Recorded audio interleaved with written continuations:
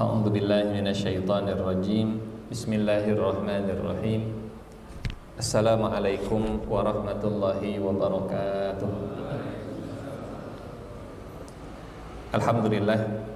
Alhamdulillahilladzi arsala rasulahu bil huda wa dinil haqqi liyudhhirahu 'alad dini kullihi wa kafaa billahi shahida.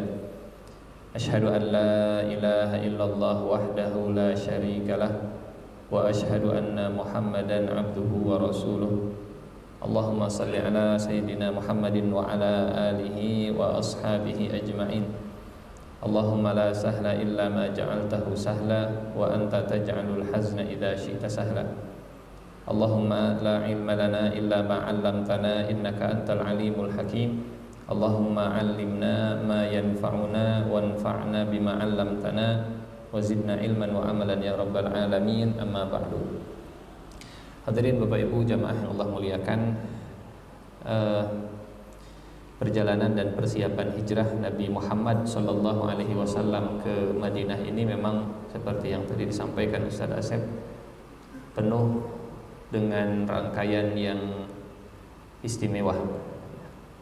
Jadi kalau kita coba gambarkan sampai akhirnya Rasulullah sallallahu alaihi wasallam hijrah ke Madinah, ada beberapa rangkaian peristiwa menjelang hijrahnya beliau. Ini di luar perjalanan hijrahnya sendiri. Yang pertama, peristiwa hijrahnya Rasulullah sallallahu alaihi wasallam itu dimulai dari kabar dari Waraqah bin Naufal. Waraqah bin Naufal ini sepupunya Khadijah, dan dari Waraqah bin Naufal lah Rasulullah tahu bahwa beliau akan pergi meninggalkan Makkah.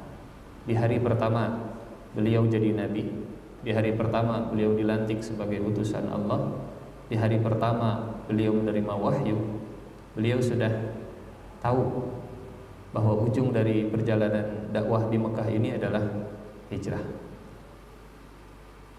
Dan jarak antara kabar Waraqah bin Naufal dengan hijrahnya Nabi itu 13 tahun. Jadi 13 tahun yang lalu Rasulullah sudah tahu. Hanya Rasulullah tidak tahu kapan takdir itu akan terjadi, kapan dan kemana beliau akan pergi, dan bagaimana rangkaian peristiwa sampai akhirnya beliau harus pergi meninggalkan Makkah. Takdirnya sudah tersurat, jalur setiap nabi itu akan sama, tapi apa, bagaimana dan kemananya tetap menjadi rahasia Allah Subhanahu wa ta'ala. Kita lihat dulu sebelum kita lihat rangkaian peristiwa yang lain. Ini pernah kita bahas di awal saat beliau menerima wahyu, ya. Di hari pertama beliau menerima wahyu, saat Rasulullah pulang dari Gua Hira dalam takut, bulu kuduknya merinding, kemudian pulang ke rumah Khadijah. Khadijah mengajak suaminya Nabi Muhammad SAW untuk bertanya ke ahli kitab, karena penduduk Mekah mereka tidak punya referensi kenabian, ya. Nabi terakhir di tengah-tengah mereka adalah Ismail ratusan tahun yang lalu. Sementara rujukan dan kiblat kenabian dari sejak Ismail, Ishak itu di jalur Masjidil Aqsa dan sekitarnya, di jalur Ishak, Yakub, Yusuf dan Bani Israel. Sehingga di Mekah sangat minim, bahasa kita minim literasi, ahli kitabnya jarang. Dan salah satu yang dikenal oleh Khadijah sebagai ahli kitab adalah pamannya sendiri, sepupunya sendiri, Waraqah bin Naufal bin Asad bin Abdul Uzza. Diajaklah ke rumah Waraqah, kemudian Nabi menceritakan peristiwa di Gua Hira, dan ini reaksi Waraqah bin Naufal. Hadzan namus alladzi nazzalallahu ala Musa. Itu namus, itu Jibril yang Allah turunkan kepada Musa. Ya laitani fiha jaz'an, laitani akunu hayyan idh yukhrijuka qaumuka. Andai aku masih muda, Ah, andai aku masih hidup saat kaummu mengusirmu.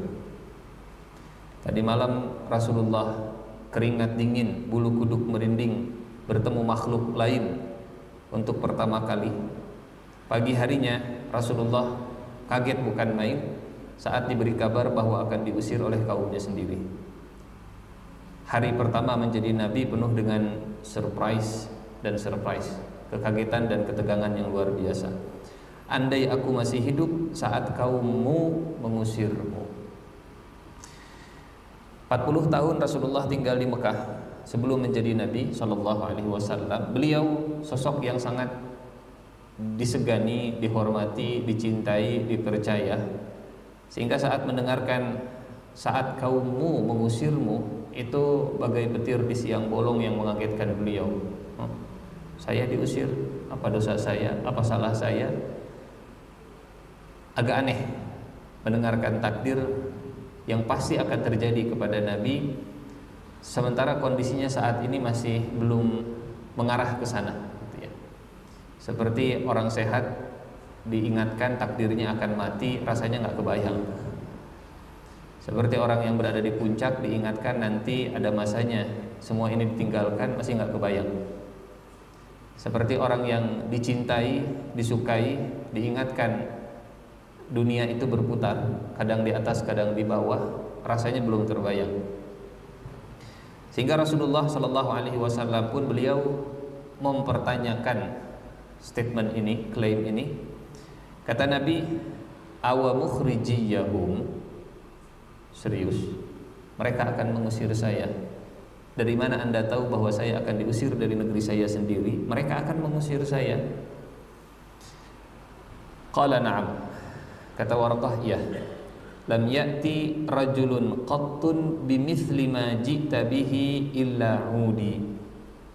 Tidak seorang pun membawa pesan yang kau bawa kecuali akan dimusuhi. Di sini Waraqah menyampaikan dengan jelas bahwa sebab dimusuhinya bukan personnya. Mereka tidak memusuhi sosokmu. Yang mereka tidak suka adalah pesan yang engkau bawa.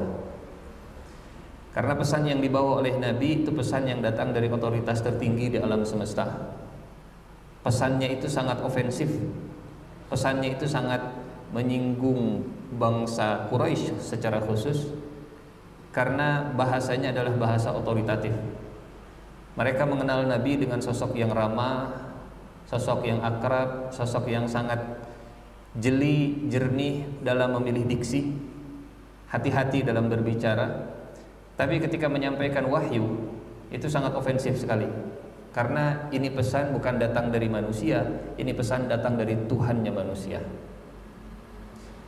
Sehingga mereka bisa membedakan, ini bukan bahasa biasa Muhammad sehari-hari. Muhammad biasanya nggak begini gaya bahasanya. Disitulah manusia pun bisa membedakan mana sabda Rasulullah SAW, mana firman Allah Subhanahu wa Ta'ala. Gaya bahasanya juga sudah berbeda. Sama seperti kita punya rekan sejawat, kemudian rekan kita dapat pesan dari atasannya, tolong sampaikan kepada semua tim, ini bahasa saya, sampaikan seperti ini. Dan pesan itu di forward ke WhatsApp group, pasti akan menemukan gaya bahasa yang beda. Kok ofensif sekali bahasanya? Enggak, ini pesan dari sana, pesan dari atas, bukan bahasa saya. Dari situlah para sahabat bisa membedakan dengan jelas. Bukan hanya para sahabat, bahkan Abu Jahal pun bisa membedakan dengan jelas mana kata-kata manusia, mana firman Allah Subhanahu wa Ta'ala. Kalau sekarang kita bisa membedakan, oh iya, ini ada di dalam mushaf, ini ada di dalam kitab hadis. Tapi zaman dulu semuanya nyatu keluar dari lisan Nabi Muhammad SAW. Bagaimana cara membedakannya? Dengan gaya bahasa tadi. Ini gaya bahasa yang otoritatif sekali. Ini gaya bahasa yang humble, ya, manusiawi sekali bahasanya. Bahasa yang mereka kenal dari sosok Muhammad SAW. Kata Waraqah, tidak ada seorang pun yang membawa pesan yang kau bawa kecuali pasti akan dimusuhi, karena Allah berbicara sebagai Rabb, Allah berbicara sebagai Tuhan. Jika tiba hari tersebut, Wa in yudrikni yaumuk, kalau aku masih ada umur, kalau aku masih hidup, kalau hari tersebut datang, ansurka nasran muazzara, aku akan menolongmu sekuat tenaga. Niat sudah ada, tapi usia membatasi, maka Allah memberikan ganjaran balasan kepada Waraqah bin Naufal dengan 2 syurga. Wa min dunihima jannatan, ada 2 syurga yang dijanjikan untuk Waraqah bin Naufal. Pertama, pahala karena menjadi orang yang percaya kepada Nabi Muhammad SAW. Sebelumnya ahlu kitab, sekarang menjadi umat Nabi Muhammad. Yang kedua, berangkat dari niatnya ingin menolong Nabi kalau umurnya masih panjang, sehingga Allah memberikan 2 syurga, Allah memberikan 2 kebaikan gitu ya. Hadirin jamaah yang Allah muliakan, kalau takdir sudah digariskan, maka semua perjalanan akan mengarah ke sana. Kalau kisah Nabi Adam alaihi salam, kita sudah tahu bagaimana Allah menakdirkan Nabi Adam itu diciptakan untuk menjadi khalifah di mana? Di bumi. Dalam Islam, konsep penciptaan Nabi Adam itu, Adam diciptakan untuk di bumi, bukan untuk di surga. Berbeda dengan konsep di agama yang lain, diciptakannya Nabi Adam itu untuk menjadi khalifah di bumi. Tapi Allah menciptakan Nabi Adam di bumi atau di surga? Di surga. Takdirnya menjadi khalifah di bumi, diciptakannya oleh Allah di surga. Kalau boleh dibuat ilustrasi, ada pemimpin perusahaan mengirim email ke seluruh karyawan bahwa kita akan merekrut orang baru, SDM baru.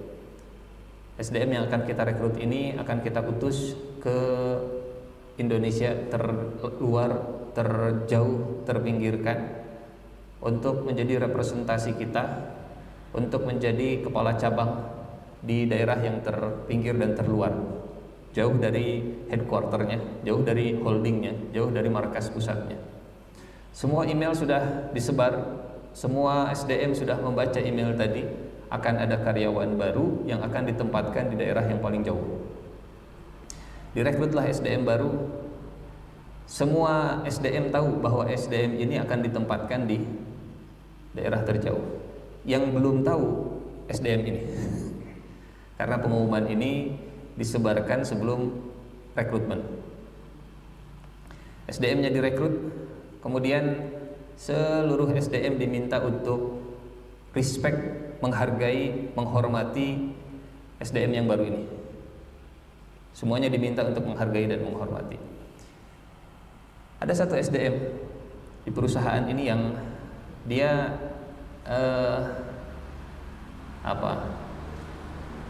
tidak mau tunduk, tidak mau tunduk ke SDM yang baru. Kemudian membisikkan kalimat yang ya kita tahu ini bukan tentang perusahaan dan SDM. Bisikannya begini, Pak, semua SDM di perusahaan ini tahu kalau Bapak itu direkrut akan ditempatkan di daerah yang paling jauh. Bapak direkrut di sini, ditempatkan di markas pusat untuk ditraining di Kawah Chandra di Muka, supaya saat ditempatkan di daerah yang terjauh dan terluar bisa menjadi representasi, oh seperti inilah yang saya rasakan dulu, seperti inilah pendidikan saya dulu di markas pusat, maka saya akan bawa nilai-nilainya ke cabang. Semua orang sudah tahu, semua SDM di sini sudah tahu. Kalau Bapak mau stay di sini, tidak mau ditempatkan ke sana, saya punya rahasia. Apa itu? Rahasianya itu ada ruangan restricted area, area yang terbatas. Kalau Bapak bisa masuk ke sana, Bapak nggak akan ditempatkan ke daerah terluar. Daerah terluar tidak enak, Pak. Daerah pinggiran itu nggak enak. Enak di markas pusat, kumpul dengan yang lain, nyaman, banyak fasilitas. Daerah terluar nggak nyaman. Tapi kalau Bapak ingin tetap di sini, ingin kholidin di sini, ingin abadi tinggal di sini, nggak mau di daerah yang terjauh, Bapak harus masuk ke daerah sana. Memang itu daerah terlarang. Tapi itu terlarang. Tapi saya nggak mau ditempatkan di jauh. Tapi ini terlarang. Tarik ulur, tarik ulur, tarik ulur. Sampai akhirnya SDM ini masuk ke daerah terlarang dan kemudian dipanggil oleh pimpinan. Bapak tahu itu daerah terlarang? Tahu. Terus kenapa? Ya, saya salah. Saya salah. Jadi dimaafkan kesalahannya itu sebelum ditempatkan ke daerah terluar. Diampuni kesalahannya itu saat masih di markas pusat. Bukan sudah ditempatkan di daerah terlarang baru dimaafkan, enggak.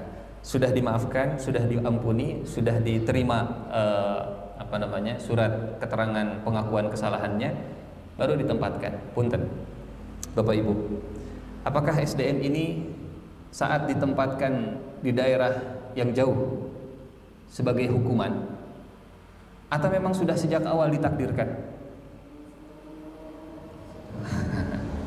Inilah perbedaan konsep antara agama Islam dengan agama yang lain, bahwa di agama yang lain hukuman, tapi di dalam Islam Allah tidak menempatkan kita di muka bumi sebagai hukuman, tapi sebagai ujian. Ada beda begitu ya, sebagai ujian. Kalau sebagai ujian, dia ada di tengah-tengah. Ini surga, ini neraka, diuji di tengah-tengah. Kalau berhasil ke surga, kalau tidak berhasil ke neraka. Kalau sebagai hukuman, maka Allah tidak akan cerita dunia ini sebagai tempat yang indah. Allah tidak akan cerita dunia ini sebagai tempat yang penuh dengan fasilitas. Kita lihat di ayat saat Allah menceritakan Nabi Adam sebagai khalifah di surat Al-Baqarah ayat ke-30. Wa idz qala rabbuka lil malaikati inni ja'ilun fil ardi khalifah. Satu ayat sebelumnya Allah cerita tentang alam semesta dan bumi. Walladzi khalaqa lakum itu fasilitas untuk kalian semua.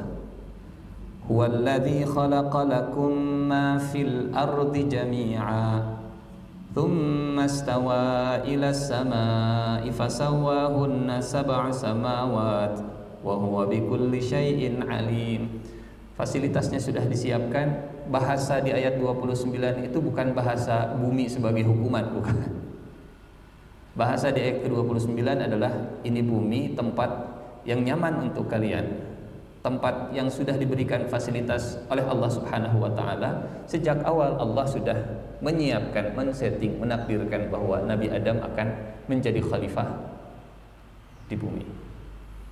Sehingga cara pandang kita terhadap dunia ini juga lebih proporsional gitu ya, lebih proporsional.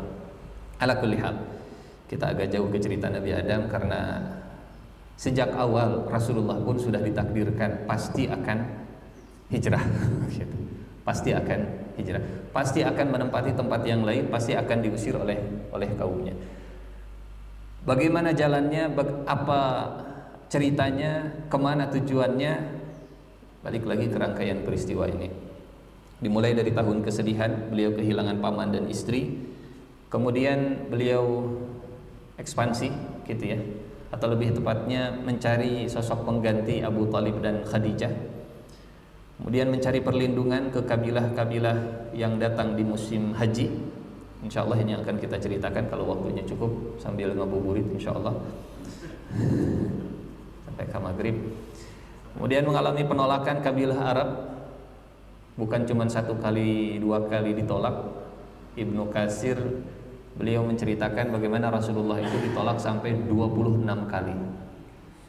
Sekali ditolak kadang kalau orang sekarang menyebutnya grit, ketangguhan dan seterusnya, 26 kali ditolak gas terus.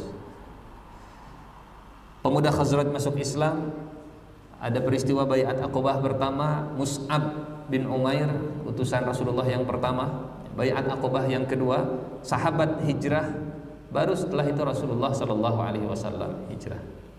Sekarang kita hitung berapa tahun persiapan menuju hijrahnya. Hijrahnya di usia Nabi 53, Persiapannya tahun kesedihan itu saat usia Nabi 50 tahun. Nabi ditinggalkan Khadijah, Nabi ditinggalkan Abu Talib saat usia Nabi 50 tahun. Artinya persiapan sampai akhirnya migrasi menuju ke Madinah itu sudah 3 tahun sebelumnya. Setelah Khadijah meninggal dunia, berpisah dengan Khadijah Abu Talib, Abu Talib tetap memilih ajaran nenek moyang, dan Quraisy semakin mengintimidasi dan menghalangi dakwah Nabi. Akhirnya Rasulullah pergi ke Taif, ini sudah kita ceritakan semuanya. Menuju Taif, pergi ke pasar Ukaz, ke pasar Majinnah, ke pasar Dzil Majaz. 20 hari pertama di bulan Zulqa'dah beliau di pasar Majinnah. Akhir bulan Zulqa'dah di akhir hajian beliau di pasar Dzil Majaz. Karena inilah momen di mana jamaah haji itu berkumpul. Jadi mereka berangkat sambil dagang. Mereka berangkat sambil tukar menukar manfaat, sambil cari untung juga. 20 hari pertama jamaah haji di pasar Majinnah, akhir bulan Zulqa'dah di pasar Dzil Majaz, sebelum kemudian berangkat ke Arafah dan Mina. Nah, di masa-masa ini setelah Rasulullah pulang Isra Mi'raj, ya, di tema kita terakhir, dalam riwayat Tirmidzi, Rasulullah Shallallahu Alaihi Wasallam itu ya'ridu nafsahu bil mauqif. Rasulullah menawarkan dirinya di tempat wukuf di Arafah. Faqala, ala rajulun yahmiluni ila qaumi, ala rajulun yahmiluni ila qaumi, fa inna Quraisyan qad mana'uni an uballigha kalami Rabbi. Keliling Nabi dari tenda ke tenda, dari kabilah ke kabilah, menawarkan dirinya. Ada yang mau bawa saya ke kabilahnya, ada yang mau ngajak saya pulang ke kampung halamannya, dan semuanya menolak. Semuanya menolak. Datang ke padang Arafah, jamaah haji dari segala penjuru, Nabi di tempat wukuf beliau keliling. Ini kita belum cerita kenapa Nabi tidak ikut hajian sekalian. Bapak Ibu punten, kapan Rasulullah hajian? Kapan Nabi pergi haji? 3 bulan sebelum meninggal dunia. Betul? Beliau hajian di bulan Zulhijjah, masuk ke bulan Muharram, Safar, Rabiul Awal beliau wafat, sehingga dikenal sebagai haji wada. Artinya Rasulullah hajian setelah hijrah ke Madinah. Artinya Allah baru memerintahkan Nabi untuk pergi haji setelah usia Nabi semakin sepuh, secara fisik semakin berkurang kekuatannya. Padahal beliau tinggal di Mekah itu setelah jadi Nabi 13 tahun. Ini muncul tanda tanya, kenapa Allah baru memerintahkan Nabinya untuk hajian bukan saat di Mekah yang secara jarak itu lebih dekat, tapi justru diperintahkan haji setelah hijrah ke Madinah? Atau seperti kita saum hari ini, kenapa Allah baru memerintahkan Nabi saum bukan saat usianya 40, tapi saat usianya sudah 55, yang secara fisik kekuatannya sudah melemah. Jadi fisik semakin lemah, tapi perintah semakin banyak. Perintah saum, perintah perang, perintah jihad, perintah haji. Perintah semakin banyak, taklif semakin berat, padahal usia semakin menua. Wa man nu'ammirhu nunakkishu fil khalqi, makin berumur makin berkurang kekuatan fisiknya, tapi perintah semakin banyak. Karena ternyata ini bukan tentang kekuatan fisik untuk menjalankan perintah Allah, ini tentang kekuatan iman. Fisik boleh lemah, tapi kalau iman terus bertambah maka lebih kuat dalam menjalankan perintah. Fisik masih kuat, tapi kalau iman belum kuat, dapat perintah pasti akan jadi beban dan susah untuk menjalankan. Maka dalam perintah saum, sebelum kutiba ada amanu. Ya ayyuhalladzina amanu kutiba. Iman dulu baru diwajibkan. Keimanan sebelum kewajiban. Dan ya, perintah ke Nabi artinya juga perintah ke para sahabat. Kita percaya kalau Nabi diperintahkan saat itu imannya sudah cukup kuat. Tapi kalau Nabi mengerjakan saat itu, para sahabat belum tentu sama frekuensinya belum tentu sama. Sehingga walaupun Nabi saat itu ke Padang Arafah, walaupun orang-orang itu sedang haji, tapi Nabi nggak ikut haji. Nabi haji seumur hidup sekali setelah diperintahkan Allah. Ala rajulun yahmiluni ila qaumi fa inna quraisyan qad mana'uni an uballigha kalam rabbi. Ada yang mau membawaku pulang kampung. Bayangkan, ini ya'ridu nafsahu, dan menjajakan diri sendiri, memasarkan diri sendiri di tengah orang yang sedang sibuk hajian, itu bukan hal yang mudah. Mungkin datang ke jamaah haji Indonesia, orang Indonesia mengajak saya pulang ke Indonesia, saya susah dakwah di sini, saya mentok di sini, saya dilarang untuk menyampaikan firman Allah. Siapa tahu kalau di Indonesia mereka welcome. Oh enggak. Kami enggak mau bawa virus ke Indonesia, enggak. Kalau mereka berani membawa Nabi, apa resikonya? Artinya mereka siap untuk konfrontasi dengan orang Quraisy. Karena Muhammad sallallahu alaihi wasallam di mata Quraisy ini orang yang bermasalah. Orang yang, ya kalau bahasa sekarang mungkin orang yang apa itu ya, orang yang tidak baik begitu ya. Dan kalau dibawa oleh kabilah yang lain, itu sama seperti buronan dilindungi oleh negara lain. Artinya sudah siap konfrontasi dengan Quraisy. Kalau siap konfrontasi dengan Quraisy, berarti sudah siap dengan semua resikonya.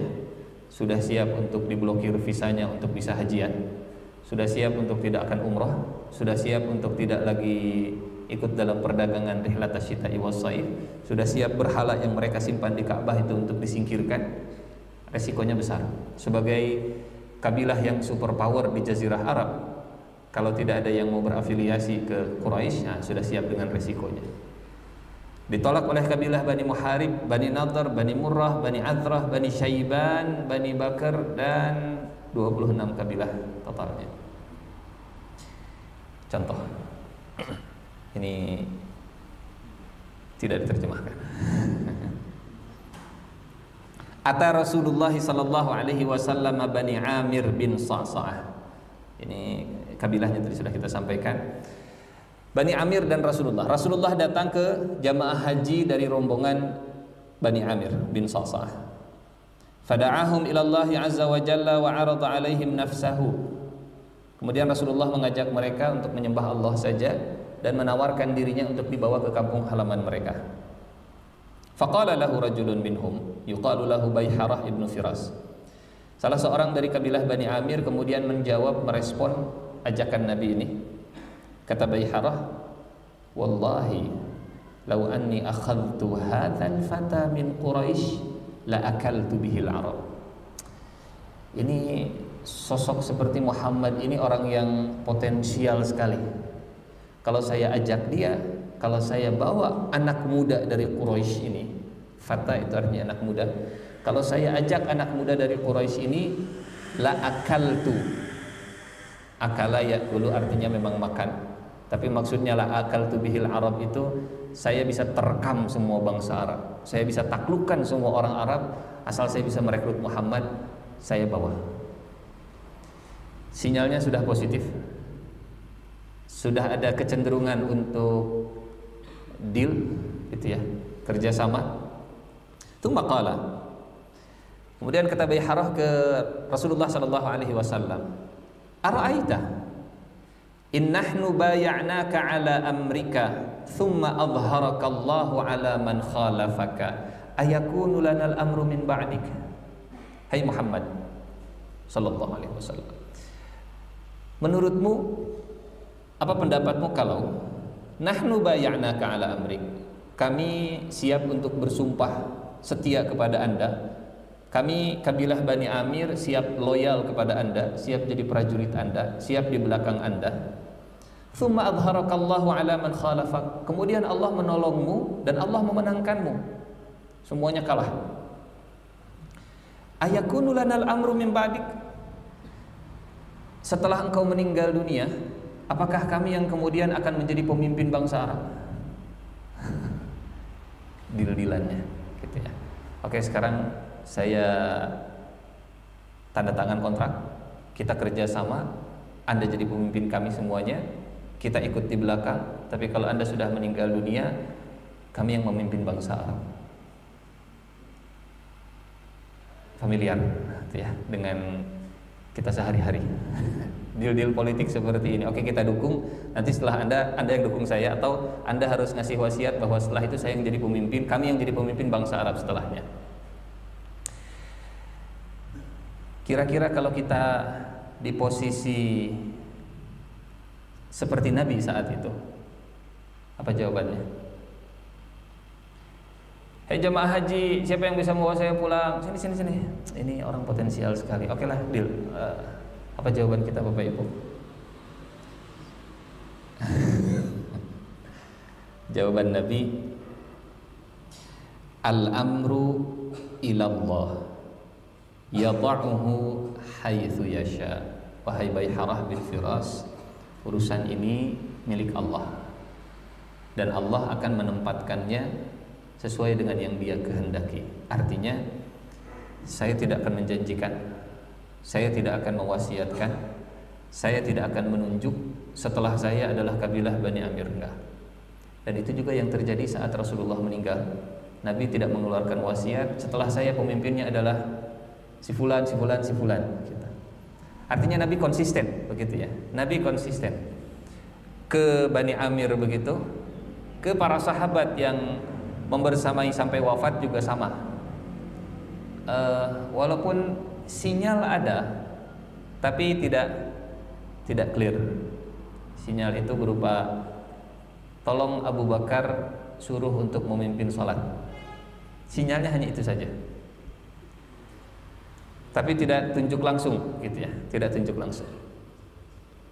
Al-amru ilallah yada'uhu haitsu yasha. Urusan itu adalah urusan Allah. Allah yang akan menempatkannya dimanapun Allah kehendaki. Kata Baiharah, afatahdifu nuhurana lil arabi dunak fa idza adharaka Allahu kana al-amru li ghairina la hajjata lana bi amrik.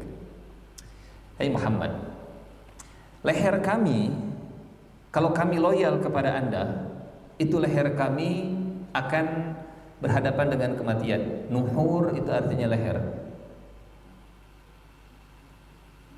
Inna a'tainakal kautsar fasalli li rabbika wanhar,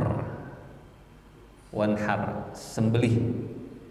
Afatahdifu nuhurana lil arab, engkau mengarahkan leher kami untuk disembelih oleh bangsa Arab. Kemudian setelah engkau diberikan kemenangan oleh Allah, kemudian berikutnya yang mengatur memimpin bukan kami, malah orang lain. Kami nggak butuh. Baiharah sangat faham bahwa tugas Nabi itu pasti akan banyak berhadapan dengan bangsa Arab, bahkan sampai ke tahap perang.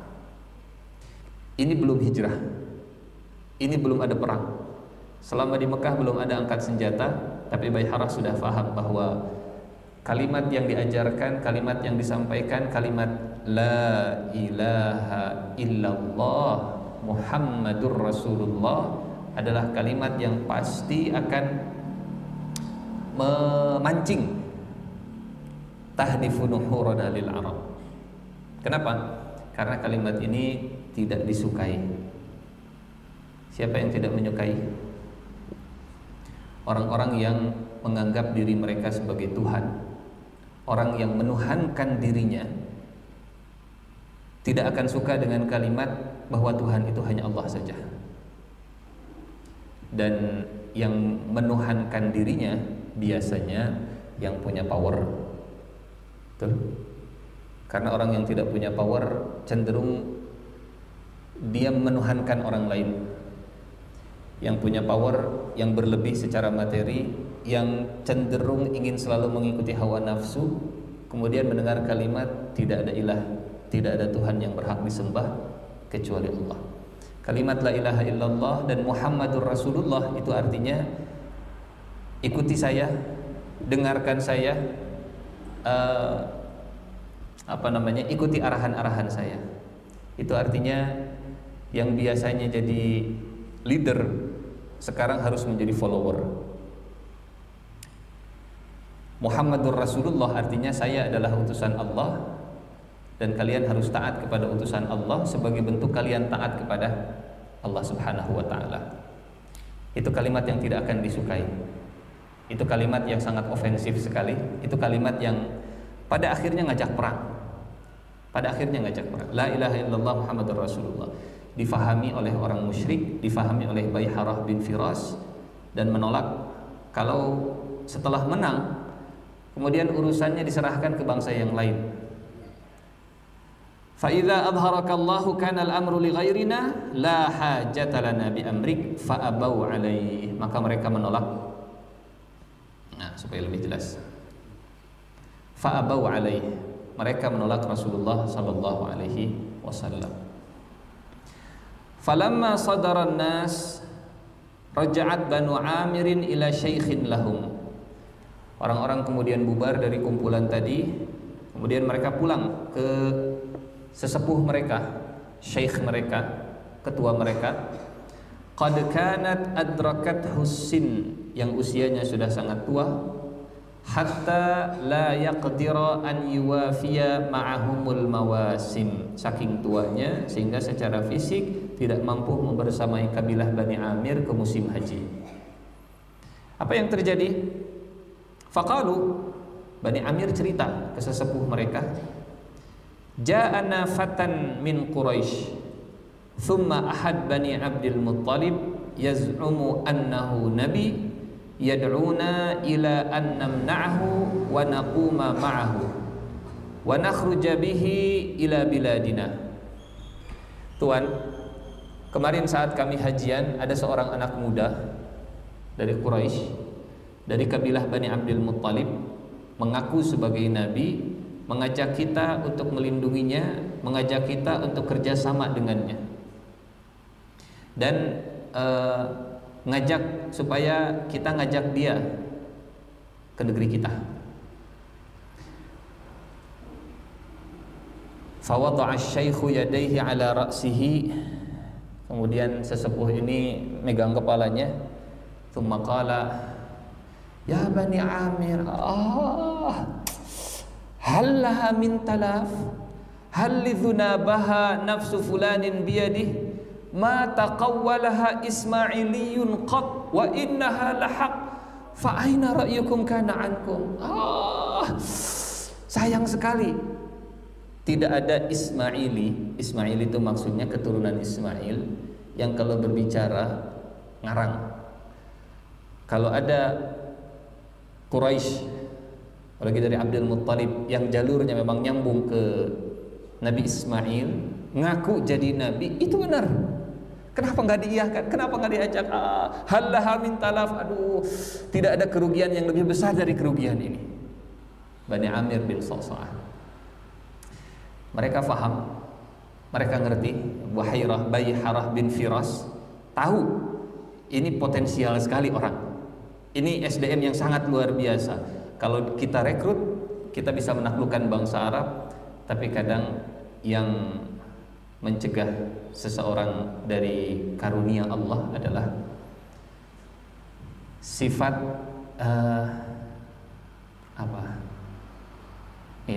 keinginannya yang belum tentu keumuran, atau menolak sesuatu yang lebih besar untuk mengejar sesuatu yang lebih kecil. Membersamai Rasul, membersamai Nabi itu lebih besar dibanding, kalau bandingannya antara dibanding setelah itu ingin menjadi leader setelah Nabi. Gara-gara yang kecil mereka menolak yang besar. Moro julang apa bahasa Indonesianya ya, moro julang ngelepaskeun pusing gitu. Ngejar yang lebih kecil dan meninggalkan yang lebih besar. Kadang seseorang kehilangan karunia Allah karena mengejar yang lebih kecil dan akhirnya dia kehilangan yang lebih besar. Dan syekhnya itu faham. Halaha min talaf, hal lidhunabaha min matlab walladhi nafsun fuladin biyadih ma taqawwalaha ismailiyun qattun wa innaha lahaq. Ini Bani Amir dan Rasulullah sallallahu alaihi wasallam ditolak. Bayangkan kalau Rasulullah jadi deal dengan Bani Amir, mungkin tempat hijrahnya bukan ke Madinah. Hijrahnya bukan ke Madinah. Kira-kira kalau kita jadi jamaah haji datang ke Mekah, ke tempat wukuf, ketemu dengan sosok yang mengaku, kalau sekarang kita insya Allah mudah begitu, ya tanda tangan atau Ustaz, karena sudah percaya. Tapi kalau saat itu kita jadi orang yang baru pertama kali bertemu dengan orang yang ngaku jadi Nabi, siap-siap adzan maghrib, ngaku jadi Nabi, mudahkah kita untuk tanda tangan kontrak? Ya, gak gampang. Bani Bakar dan Rasulullah sallallahu alaihi wasallam. Qala Rasulullah sallallahu alaihi wasallam li Abi Bakrin, Rasulullah berkata kepada Abu Bakar, "Itihim fa'ridni alaihim."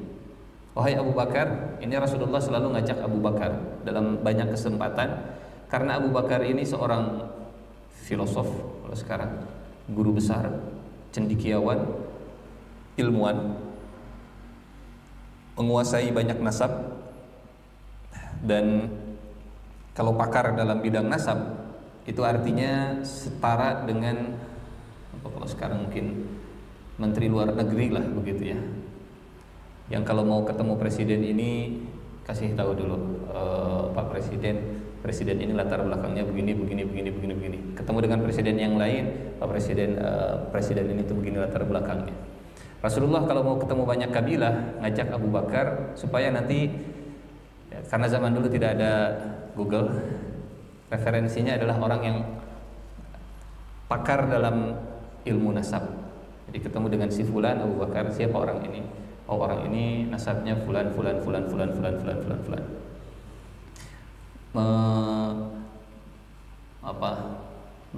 Menganalisa, mengkaji sebelum ketemu orangnya dulu. Ternyata itu sunnah Nabi juga. Sebelum bertemu dengan orang dipelajari dulu, profiling dulu, dicek dulu latar belakangnya. Setelah ketemu sehingga Rasulullah lebih hikmah, lebih bijak dalam bersikap dan bertutur. Itihim fa'ridni alaihim, fa'atahum fa'arada alaihim. Rasulullah datang, faqala lahum. Abu Bakar yang berdialog dengan mereka sebagai muqaddimah, kata Abu Bakar, kaifal adadu fikum, jumlah kalian berapa banyak?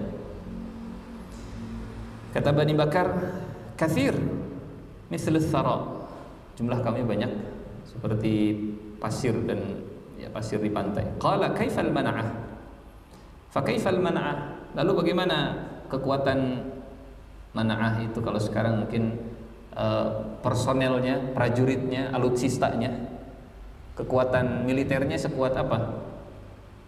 Fa kaifal mana'ah? Qalu la mana'ah, la mana'ah, jawarna faris fanahnu la namna'u minhum wa la nujiru alaihim. Memang kami bertetangga dengan Imperium Persia, dengan negara Persia, sehingga kami nggak bisa kalau harus berhadapan secara fisik dan militer dengan Persia. Mereka superpower. Wala nujiru alaihim, dan kami tidak bisa memberikan perlindungan kalau ada orang yang bermasalah dengan Persia. Wala nujiru alaihim, nujir dari kata ijarah artinya perlindungan. Kami nggak bisa ngasih suaka ke siapapun yang dia punya masalah dengan negara Persia karena mereka terlalu overpower, OP.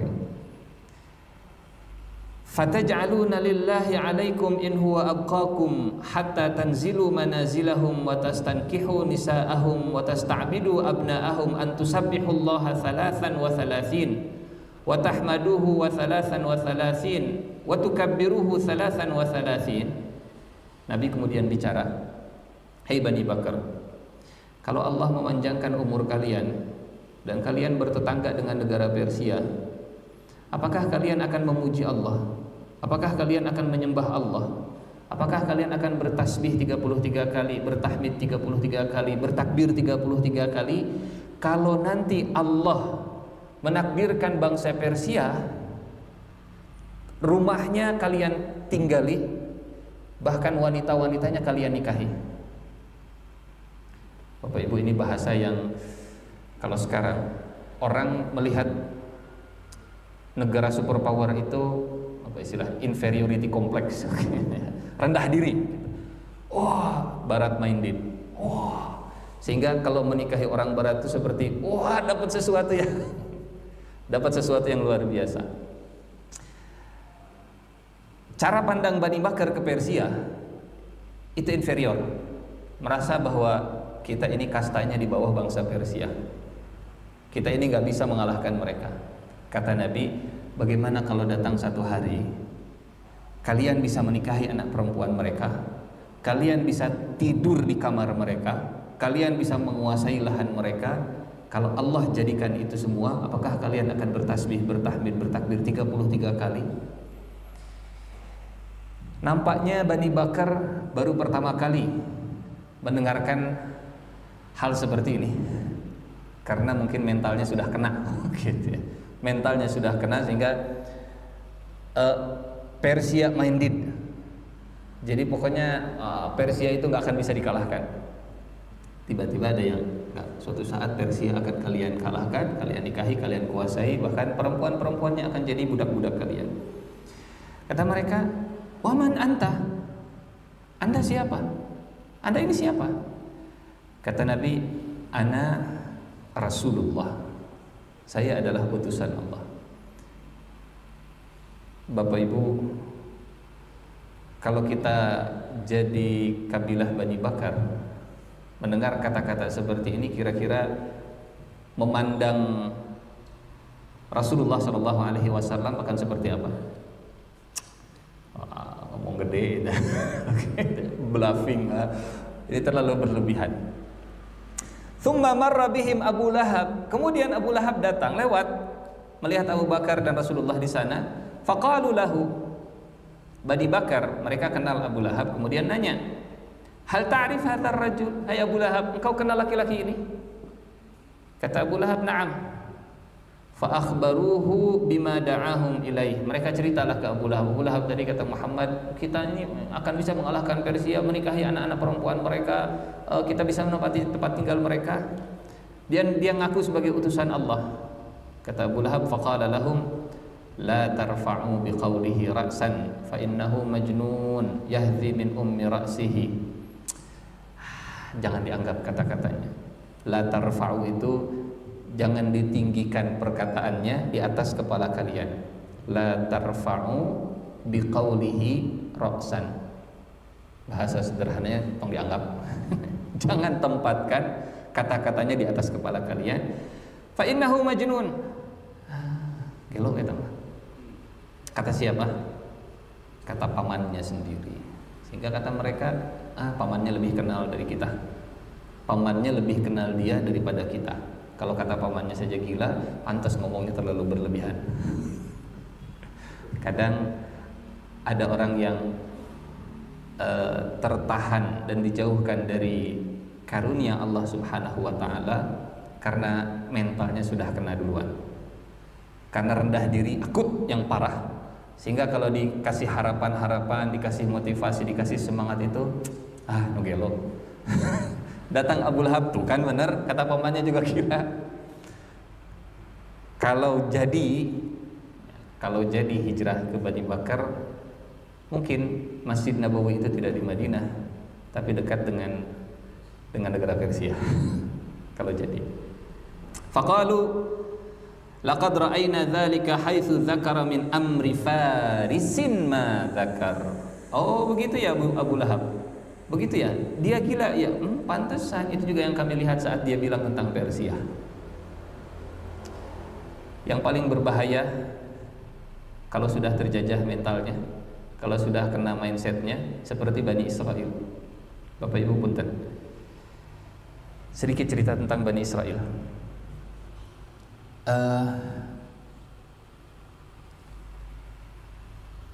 Di Google kalau kita cari Hathor, Hathor itu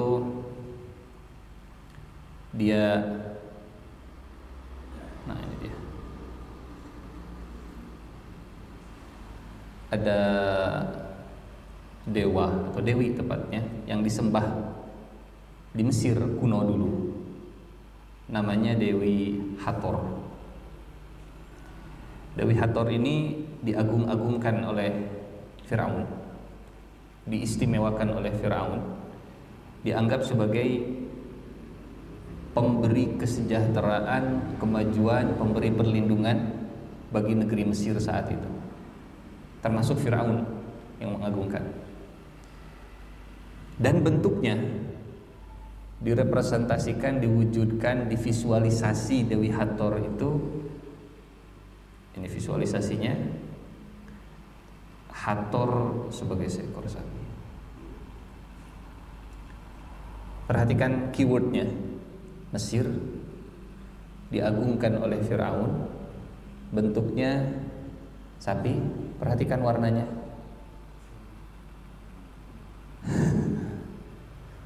Kira-kira apa yang terbayang setelah melihat ini?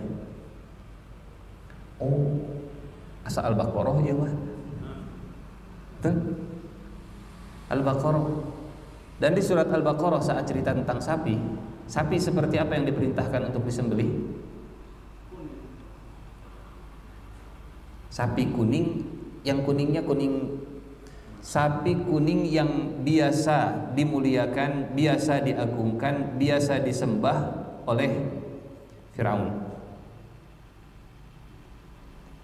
Hathor sebagai sapi menyusui seorang Firaun perempuan di kuil di daerah. Silahkan nanti dibacalah tentang Dewi Hathor. Lalu apa hubungannya dengan kalah mental? Bani Israel tinggal di Mesir, melihat kemajuan, melihat peradaban yang luar biasa, dan ideologinya Firaun, akidahnya Firaun, penyembah Dewi Hathor. Mentalnya Bani Israel saat itu kena sebagian. Oh, berarti kalau kita mau maju seperti Mesir, lifestyle, pola pikir, gaya hidup, mindset harus seperti orang Mesir, harus seperti Firaun. Kalau pengen maju, ya harus totalitas seperti mereka. Sehingga Allah menyebut dalam Al-Quran begini. Ini tentang Bani Israel. A'udzubillahi minasyaitonir rajim. Wa usyribu fi qulubihimul ijla bikufrihim, dan telah diresapkan ke dalam hati mereka itu kecintaan menyembah anak sapi karena kekufurannya. Bani Israel mereka terjajah. Bani Israel mereka bangsa yang kalah, tertindas. Bani Israel mereka miskin. Bani Israel di zaman Nabi Musa saat itu mereka betul-betul tertekan. Melihat Mesir, wah, piramida, wah, Sphinx, wah. Dan melihat ideologinya, melihat akidahnya, oh, ini yang memberikan kemajuan bagi bangsa Mesir. Kalau mental sudah kena, maka lama-lama mereka juga akan, oh iya, wa usyribu fi qulubihimul ijla bikufrihim. Kalau ingin maju seperti bangsa Mesir, maka kita juga harus totalitas lifestyle-nya seperti bangsa Mesir. Akhirnya Bani Israel mereka Mesir minded, Firaun minded. Bahkan setelah hijrah dari Mesir, setelah Firaun ditenggelamkan, setelah penjajahnya itu mati, apakah sapi yang ada di kepala mereka itu hilang? Enggak. Penjajahnya sudah mati, tapi ideologinya masih ada di sini. Maka kata Allah, sembelih sapi. Sembelih sapi. Yang berbahaya bukan tertindas secara fisik, yang berbahaya bukan terjajah secara fisik, yang berbahaya adalah mental kalau sudah kena. Walaupun penjajahnya sudah pergi, walaupun penjajahnya sudah mati, walaupun penjajahnya sudah ditenggelamkan, tapi kalau ideologinya terwariskan, ya itu cerita Bani Israel, begitu ya. Bukan cerita tentang kita, itu cerita Bani Israel. Cerita Bani Israel. Wa usyribu fi qulubihimul ijla bi kufrihim, dan telah diresapkan ke dalam hati mereka itu kecintaan menyembah anak sapi. Dan ini yang terjadi ke Bani Bakar gitu. Muhammad gila, cerita tentang Persia. Masa kita bisa mengalahkan Persia? Oh, Persia kan wow. Oh, mentalnya sudah kena berarti. Mentalnya sudah kena. Bayangkan kalau punten, misalnya begini. Misal Nabi hidup di zaman kita. Kemudian kata Nabi, Indonesia itu nanti bisa mengalahkan mana? China. Indonesia itu akan bisa mengalahkan China. Indonesia bisa mengalahkan Amerika. Indonesia akan menjadi negara superpower. Kurang lebih begitulah. Kalau mental sudah kena, mungkin akan mustahil. Mau masuk Cina kan, Amerika kan, dan seterusnya. Bani Syaiban. Penolakan berikutnya datang dari kabilah Bani Syaiban. Bapak Ibu jamaah yang Allah muliakan, dari beberapa pertemuan ini, pertemuan Rasulullah dengan kabilah-kabilah tadi, kita belajar satu hal, putus asa itu bukan sunnah Nabi. Putus asa itu bukan sifat Nabi. Yang berputus asa dari rahmat Allah Subhanahu wa ta'ala, Allah menyebutnya orang apa Bapak Ibu? Orang yang putus asa dari rahmat Allah. Innahu la yai'asu min rauhillahi illal qaumul kafirun. Sesungguhnya tiada berputus asa dari rahmat Allah melainkan orang yang tidak percaya kepada Allah. Apakah setiap masalah harus ada solusinya? Kalau dinisbatkan ke manusia, tidak semua masalah bisa ditemukan solusinya oleh manusia. Tapi kalau dinisbatkan ke Allah Subhanahu wa ta'ala, apakah setiap masalah ada solusinya? Bukan sekedar ada, banyak solusinya kalau balikan ke Allah. Kemampuan manusia untuk mencari solusi paling 1, 2, 3, mentok setelah itu.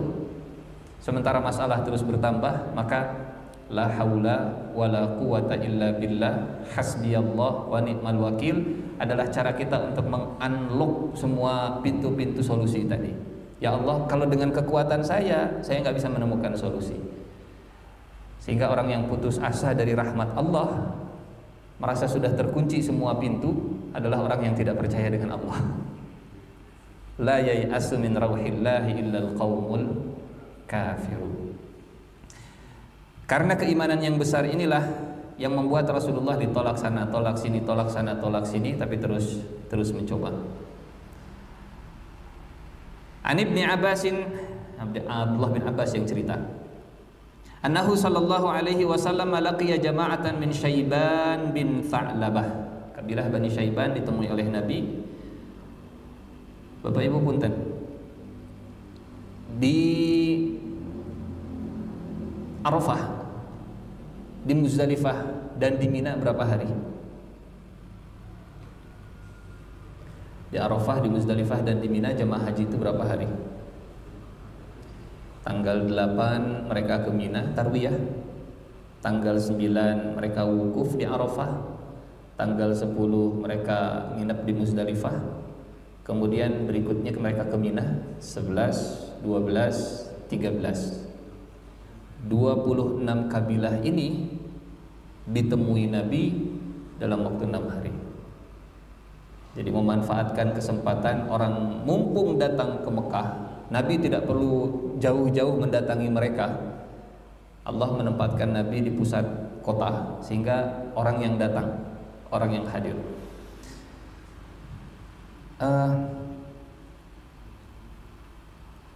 Wa kana ma'ahu Abu Bakrin wa Ali wa anna Abu Bakr sa'alahum.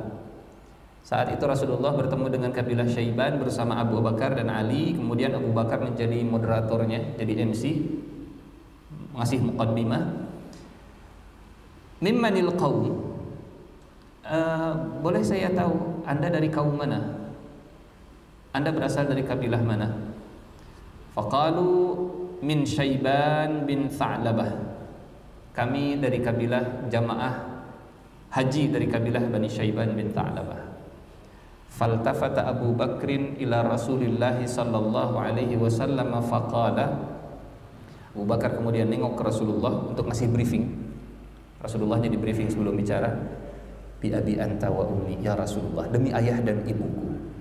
Haula'i gharz ya Rasulullah, kita prospek mereka. Kalau mereka berhasil kita ajak.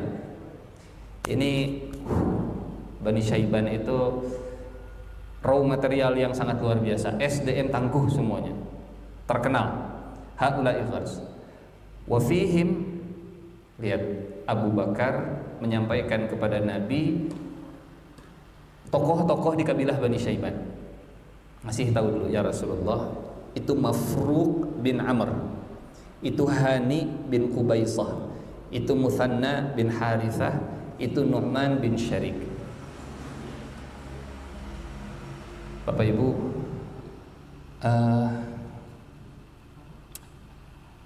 ada kalau siapa itu teorinya Maslow, teori kebutuhan gitu ya. Orang itu semakin berusia, kebutuhannya bukan lagi hanya tentang fisik, bukan sekedar tentang makan dan minum. Ada kebutuhan aktualisasi diri, ingin diakui oleh orang. Dan itu sunnah Nabi. Saat kita mengakui orang lain, menyuplai kebutuhan orang tersebut, sebelum ketemu Abu Bakar ngasih tahu, itu Mafruq, itu Hani, itu Musanna, itu Nu'man. Nabi ketemu, apa kabar Musanna? Apa kabar Mafruq? Belum mengenalkan diri, tapi sudah nyebut nama. Wah, berarti saya terkenal nih. Itu salah satu bentuk apa namanya? Ya, menyuplai ego orang yang butuh dengan apa? Saya itu tenar. Saya itu populer. Ya, bukan narsis, bukan narsis. Tapi ada satu kebutuhan yang memang itu asal tidak over begitu ya. Asal tidak berlebihan, insya Allah tidak sampai ke derajat NPD, insya Allah. Nggak sampai narsis, narcissistic personality disorder, guys, insya Allah. Wa kana Mafruq bin Amr qad ghalabahum jamalan wa lisanan lahu ghadiratan. Mafruq bin Amr itu sangat ganteng, tampan. Selain tokoh publik, punya penampilan yang indah juga. Wa kana adnal qaum. Dan dari semua tokoh-tokoh tadi, Mafruq bin Amr itu yang paling dekat dengan Nabi dan Abu Bakar.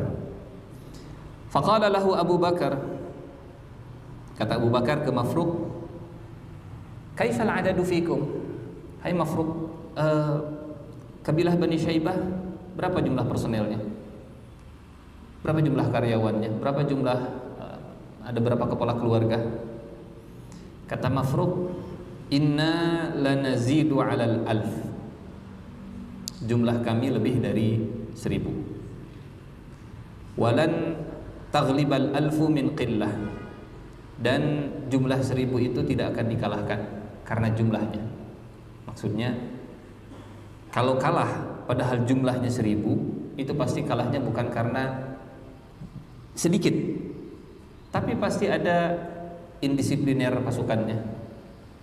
Kalau Nabi mengatakan kalau umat Islam jumlahnya 12.000 menjadi pasukan, itu tidak akan dikalahkan karena jumlahnya yang sedikit. 12.000 itu jumlah yang cukup untuk bisa menang dalam berbagai pertempuran.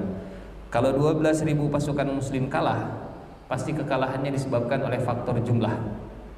Seperti dalam kisah perang Hunain, itu karena ujub, karena takabur, karena tidak disiplin, macam-macam. Kata Abu Bakar, kaifal mana'atu fiikum? Bagaimana kekuatan militer kalian? Kata Mafruq, alainal jahd wa likulli qaumin jidd.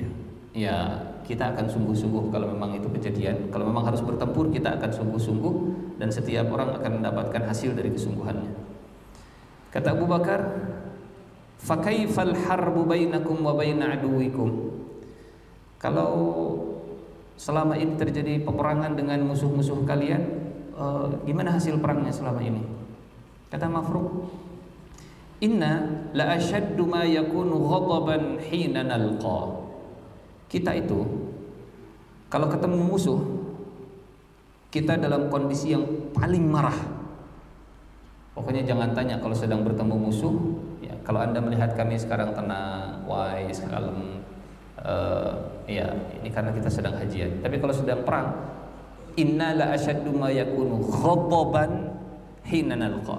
Ketemu musuh, kondisi kita sangat marah. Wa inna la ashad ma yakunu liqa'an hina naghdab.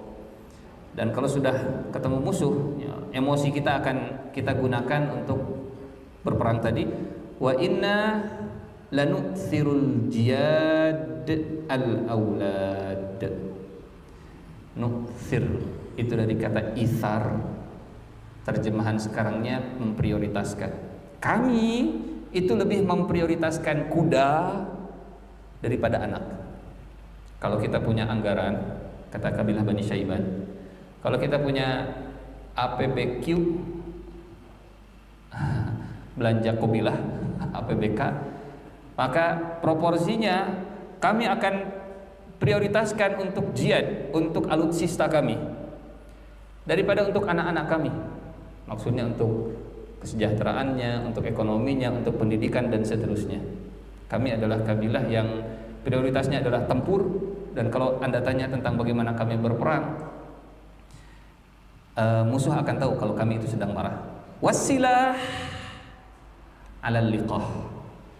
Dan kami memprioritaskan senjata dibanding bercocok tanam.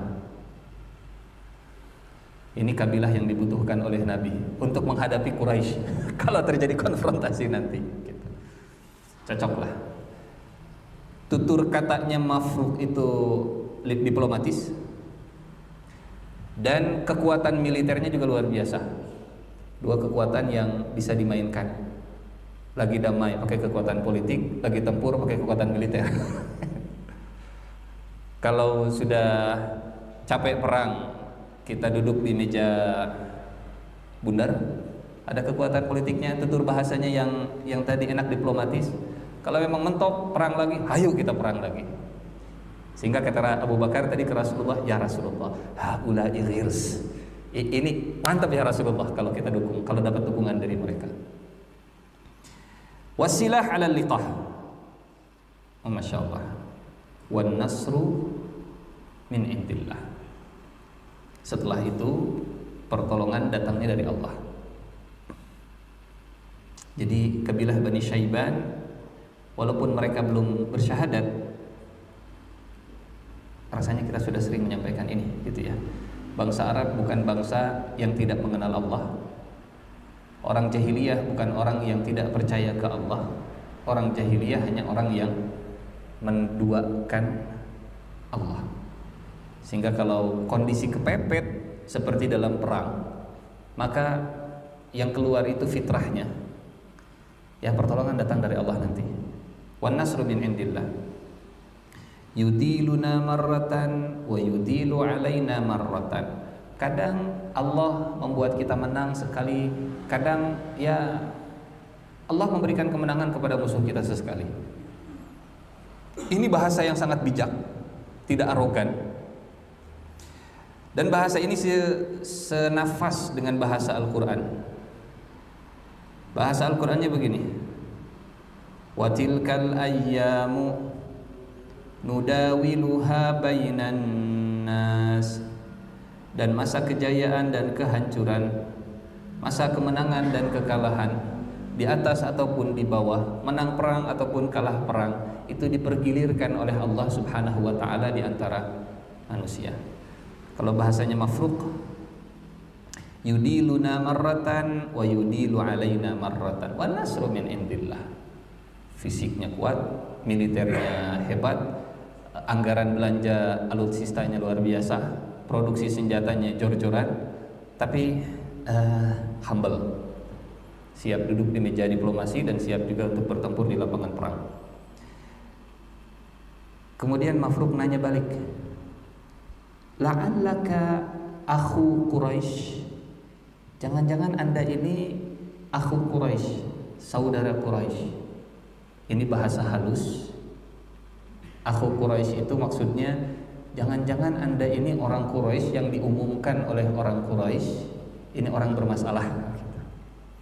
Karena Abu Jahal, Abu Lahab, Abu Sufyan itu menyebar email ke semua ngeplay visa haji. Ada note di bawah visanya, kalau Anda masuk ke tanah Mekah, maka tolong waspadai yang namanya Muhammad, memang dia dari Quraisy, tapi jangan, sehingga bahasanya halus, la'allaka akhu Quraisy, apakah Anda ini orang yang punya hubungan dengan Quraisy itu? Saudara Quraisy itu. Paham begitu ya? Tokoh elit yang bahasanya elegan, tidak ingin menyudutkan, tapi ingin mengkonfirmasi dengan cara yang terbaik. La'allaka akhu Quraisy. Ini dialog masih panjang Bapak Ibu. Ini slide yang kedua tentang Bani Syaiban. Slide yang berikutnya masih tentang Bani Syaiban. Masih tentang Bani Syaiban. Nah, sisanya pemuda Khazraj. Jadi mungkin karena ini mau diteruskan atau cukup nanti lagi. Karena sangat menarik. Dari semua kabilah, dari 26 kabilah yang menolak Rasulullah sallallahu alaihi wasallam tapi dengan cara yang terbaik, itu kabilah Bani Syaiban. Dan Rasulullah juga impress. Rasulullah juga respect dengan mereka. Sampai keluar bahasa begini, kesimpulannya. Kata Nabi, ini kesimpulannya. Sampai ke slide terakhir, kata Nabi, faqala Rasulullah sallallahu alaihi wasallam, ma asa'tum fir raddi id afsahtum bis-sidqi wa inna dinallahi azza wa jalla lan yansurahu illa man ahata bihi min jami'i jawanibihi. Ma asa'tum fir radd, hai kabilah Bani Syaiban, kalian dalam menjawab, menolak, radd itu menolak, mengembalikan sesuatu, kalian dalam menolak tidak jelek. Cara penolakan kalian itu tidak buruk. Ini menyindir kabilah-kabilah yang lain saat mereka menolak itu dengan bahasa yang nggak enak, gitu ya. Ma asa'tum firrad, sungguh kalian dalam penolakan itu tidak buruk. In afsahtum bis-sidq, dan kalian juga bisa bicara dengan jujur. Ini dua hal yang tidak mudah. Bicara jujur tapi bungkusnya masih tetap enak. Sama seperti kalau misalnya ada orang yang minjem uang ke kita, gitu ya, menolak untuk memberikan pinjaman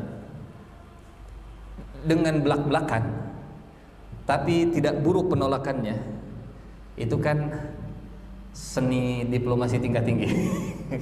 Seni diplomasi yang begitu luar biasa. Menolaknya tidak buruk, tapi bicaranya jujur, belak-belakan. Afsahtum, fasih sekali dalam kejujurannya. Insya Allah mungkin di pertemuan berikutnya masih kita lanjutkan tentang persiapan hijrah, ya. Karena persiapan hijrahnya masih panjang, 3 tahun. Kita baru sampai di sini. Mencari perlindungan ke Taif, ya, tahun kesedihan. Nanti setelah kabilah Bani Syaiban, kita lanjut ke dari 26 kabilah yang menolak, ternyata yang menerima dakwah Nabi itu pemuda Madinah. Bukan kepala sukunya, bukan panglima militernya, bukan tokoh elitnya, pemudanya. Nabi menginginkan tokoh, Allah menginginkan anak muda. Hijrahnya Nabi ke Madinah itu setelah 6 orang pemuda masuk Islam. Jadi apa kata istilah anak muda sekarang, plot twist. Plot twist. Pikiran manusia kalau mau hijrah yang dikontak itu harus pejabat-pejabatnya, karena mereka yang akan memberikan perlindungan.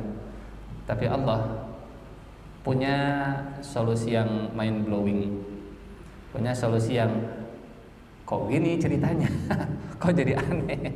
Yang kita sasar tokoh-tokoh, malah yang masuk Islamnya justru dari jalur bawah.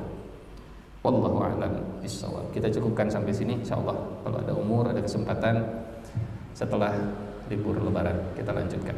Assalamualaikum warahmatullahi wabarakatuh. Waalaikumsalam warahmatullahi wabarakatuh. Alhamdulillah Ustaz, terima kasih. Ya, sampai pada tim semua. Ya, tapi saya curiga, dia tengah. Tapi saya yakin semuanya paham, karena ini bukan hal yang rumit ya dalam pernikahan. Beda dengan bahasa Arab ya. Kalau bahasa Arab mungkin rumit ya. Kalau ini kisah sejarah.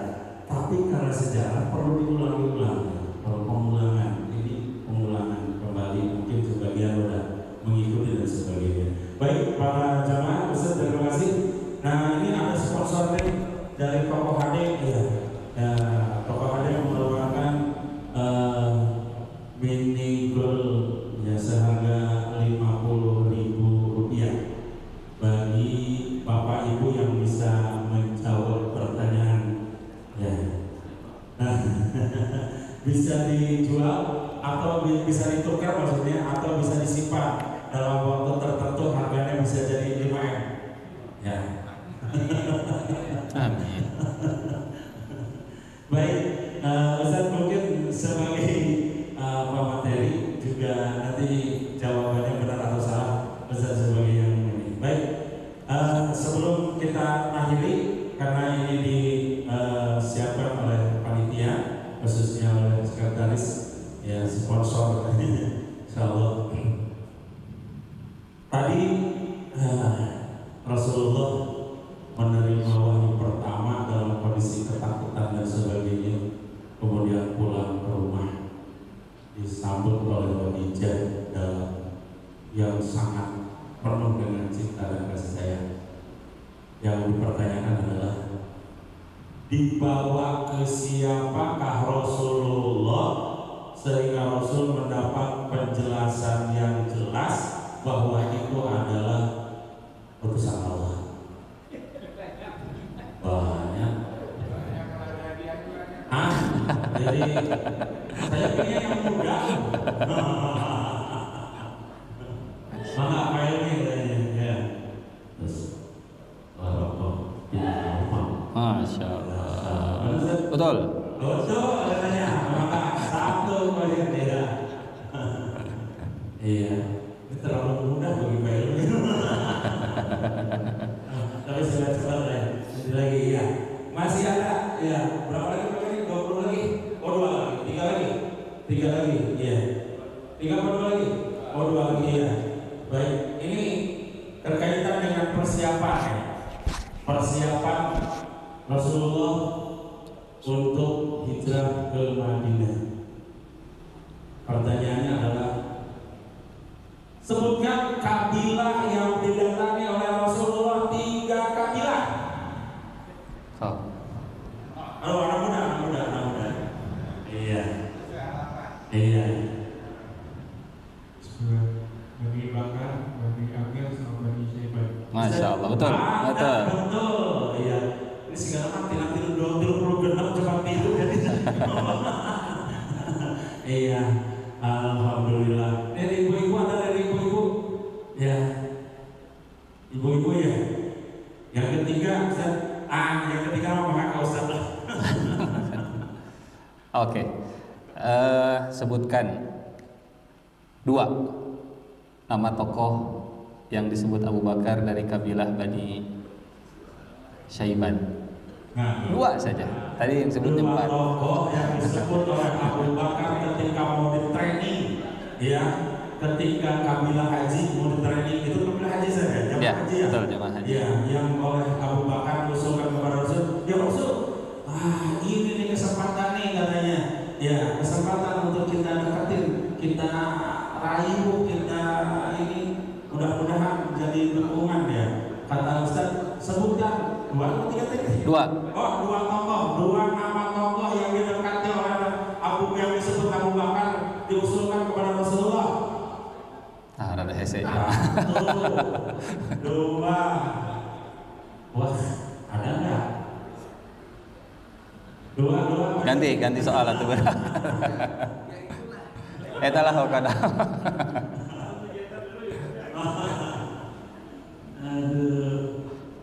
Oke.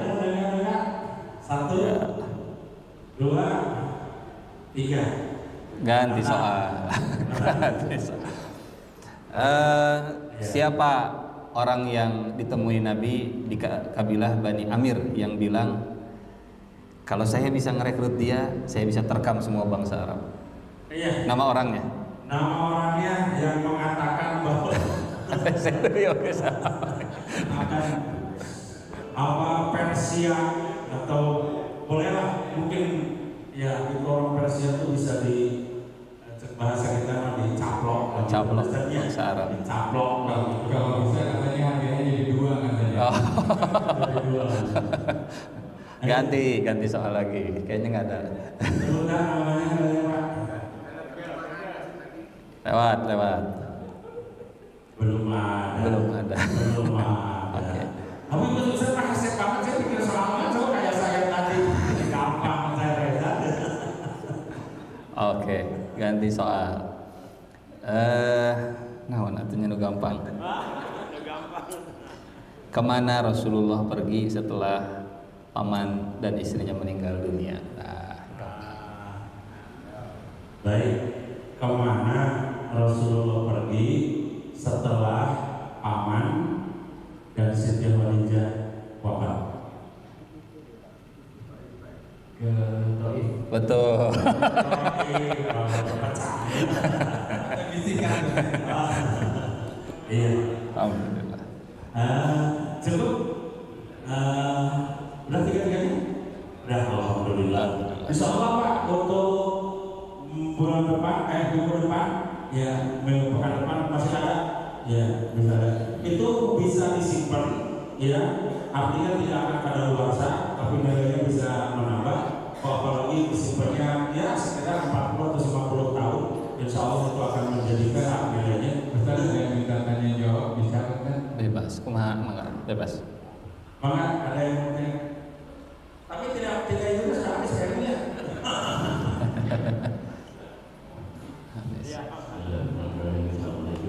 Waalaikumsalam. Luar biasa cerita yang disampaikan, sesuatu hal yang baru buat kami semua ini. Yang pertama saya ingin tahu, ternyata sebelum Rasulullah memberikan ajaran tentang haji, ternyata ritual haji itu sudah mirip-mirip dengan ritual haji yang Islam selama ini. Jadi kira-kira riwayatnya seperti apa ritual haji yang sebelumnya? Itu satu. Kemudian yang kedua, dari penolakan 26 kabilah tadi, ada nggak riwayat setelah Rasulullah berhasil menaklukkan Mekah, itu respons mereka seperti apa? Gitu? Apakah ada kekecewaan atau apa ya? Kok nggak dari dulu saya menurut Rasul gitu loh, aduh, jadi malah orang Medina yang dapat gitu. Ada nggak riwayat seperti itu? Baik. Ya, bismillahirrahmanirrahim. Yang pertama tentang haji. Karena manasiknya itu sudah ada sejak zaman Nabi Ibrahim alaihissalam. Sehingga kok bisa bangsa Arab mereka hajian padahal Nabi Muhammad juga belum disuruh haji. Karena sudah ada warisannya sejak zaman Nabi Ibrahim. Meskipun secara tata cara, secara rukun dan prosesinya banyak yang ini di luar nalar, seperti telanjang bulat di sekitar Ka'bah, kemudian sambil siul-siul dan nyanyi-nyanyi. Jadi kalau nyanyi dianggap ibadah, itu sudah ada di zaman jahiliyah. Gitu. Cerita nyanyian itu adalah ibadah, gitu ya, dianggap sebagai ritual ibadah, itu juga sudah. Sambil tepuk tangan. Wa ma kana sholatuhum indal baiti illa muka'an wa tasdiyah. Dan mereka mempersembahkan ibadah hajinya karena syiriknya tadi untuk berhala mereka, ya, untuk patung-patung mereka. Dan boleh jadi inilah hikmahnya Nabi belum disuruh haji, karena sebelum Nabi haji itu ada peristiwa Fathu Mekah yang membersihkan semua Mekah dari patung, Ka'bah dari berhala. Kalau bahasa kita mungkin mengembalikan legasi Nabi Ibrahim. Ka'bah itu hanya untuk menyembah Allah, haji itu khusus untuk Allah. Maka Allah baru memerintahkan haji setelah patungnya dibersihkan, Ka'bahnya dikembalikan ke zaman Nabi Ibrahim alaihi salam. Ini beberapa ritual. Dan ya ada beberapa kabilah yang kalau di surat At-Taubah itu bahasanya begini, innaman nasi'u ziyadatun fil kufr. Nasi memindah-mindah waktu hajian. Kalau bahasa kita begini, hajian di bulan Agustus mah panas, nantilah nunggu hajian musim dingin. Digeser-geser waktunya. Dan itu keluar dari manasik Nabi Ibrahim alaihissalam, sehingga datang Rasulullah saat hajian, waktunya sudah difiksasi di bulan-bulan haji. Ini tentang ritual. Kemudian yang kedua, adakah riwayat tentang penyesalan kabilah Bani Syaiban? Tadi ada nama Musanna bin Harithah, ada Hani bin Qabisah, ada Musanna bin Harithah, ada Nu'man bin Syarik, ada Mafruq bin Amr. Musanna bin Harithah itu setelah masuk Islam, beliau cerita, andai saya masuk Islam dari awal, andai saya dulu membersamai Rasulullah, andai dulu mengiyahkan untuk mendukung Nabi, mungkin yang jadi munawwaroh itu bukan Yathrib, tapi tempat mereka. Ada penyesalan gitu. Bulan depan kita cerita insyaallah. Karena Bani Syaibannya tadi belum selesai. Yang mengkat koalisi bahasa kita Nabi dengan kabilah Bani Syaiban itu Musanna bin Harithah, panglima militernya, dan dia juga yang menyesal setelah dia masuk Islam. Aduh, kenapa saya dulu penakut sekali melawan Persia, kenapa mental saya kalah lawan Persia, padahal ini seorang Nabi. Nanti insyaallah pada waktunya kita cerita. Itu, tapi itu penyesalan individu ya, bukan kabilah ya. Karena beliau kepala kabilah, karena beliau kepala suku, jadi ya wajahnya kabilah. Wajah kabilah, ya, karena bukan, tetapi itu bukan berarti ini disebutkan suku Sunda, gitu. Hanya orang Sunda, gitu. Iya. Baik, tadi sebenarnya saya bahasa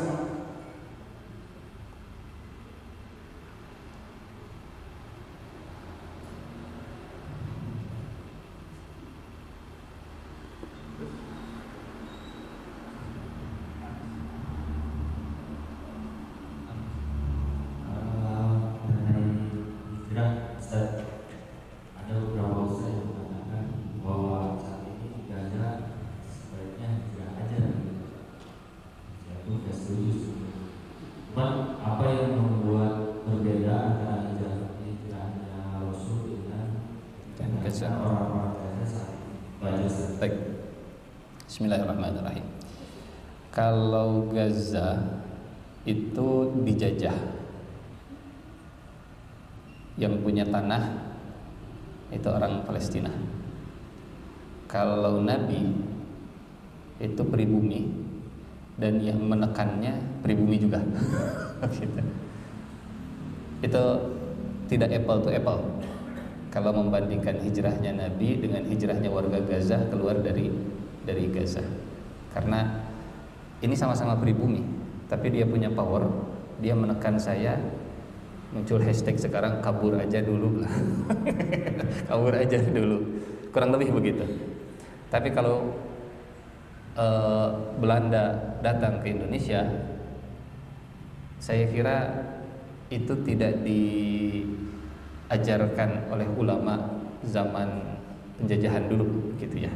Karena ini tanah kita, ini negeri kita, kenapa harus menyerahkan uang kita ke mereka? Semangatnya adalah semangat berjihad.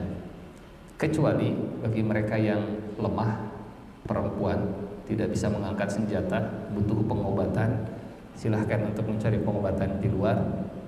tapi tidak untuk semua warga Gaza harus migrasi tunduk ke opresor, ke penjajah. Jadi menurut saya tidak apple to apple gitu ya, membandingkan antara hijrahnya Nabi dengan kondisi Gaza sekarang. Wallahu a'lam bishawab. Iya, kalau secara ini Ustaz, apakah ada persamaan yang pertanyaan pada saat itu jawaban dua-duanya? Kalau Nabi secara langsung berperintah oleh Allah. Betul, itu juga. Tapi kalau Gaza ini mungkin tidak secara langsung. Perintahnya jihad. Jadi hanya itu saja. Baik, karena waktu sudah jam 7 kurang 10 menit, kita cukupkan dulu sampai di sini saja. Ya, karena ibu-ibu juga mungkin sebagian ada yang melakukan tadarrusan. Insyaallah. Ustaz, terima kasih udah begitu sangat luar biasa mendalam, ya sampai detail per individu, seorang kabilah, seorang nama tokoh. Ya, nah ini yang nantinya kita akan menjadi inspirasi buat kita ya. Apakah kalau terjadi di ancaman ini, apakah kita nama kita akan disebut enggak gitu? Nah, akan tercatat enggak gitu kan? Kalau terjadinya di masa kita, apakah kita termasuk orang yang dipilih oleh Allah atau tidak gitu? Nah itu yang nanti munculkan itu semuanya akan menjadi hikmah ya buat kita. Ya, oleh sebab itu, yuk kita ajarkan diri kita, ajarkan anak-anak kita untuk bagaimana untuk menjadi seorang mujahid. Mujahid itu bukan diartikan angkat perang aja ya, angkat senjata aja, bukan itu. Tapi mujahid kecil, mujahid yang ada di lingkungan kita, apakah mujahid dalam agama, dalam masyarakat, ya semuanya itu ada sebetulnya, maka kesempatan buat kita. Ya, maka jadikan semua itu, ya mudah-mudahan Al-Hidayah ke depan melahirkan mujahid-mujahid di bidang sosial, di bidang akhlak, di bidang hal yang lainnya. Ya, karena itulah yang sangat diharapkan dari masjid. Insyaallah di program DKM baru ini untuk dapat melahirkan itu semuanya. Ya, mudah-mudahan insyaallah, amin. Sekali lagi Ustaz, terima kasih. Ini di bulan Ramadan kan nggak ada sarapan jasmaninya, ini cuma rohani saja. Jadi hanya ucapan jazakallahu khairan katsiran atas ilmu yang telah ditransfer pada pagi ini. Mudah-mudahan barokah manfaat buat kita semua dan menjadi kebaikan di dunia wal akhirah, membawa juga untuk generasi yang akan datang insyaallah.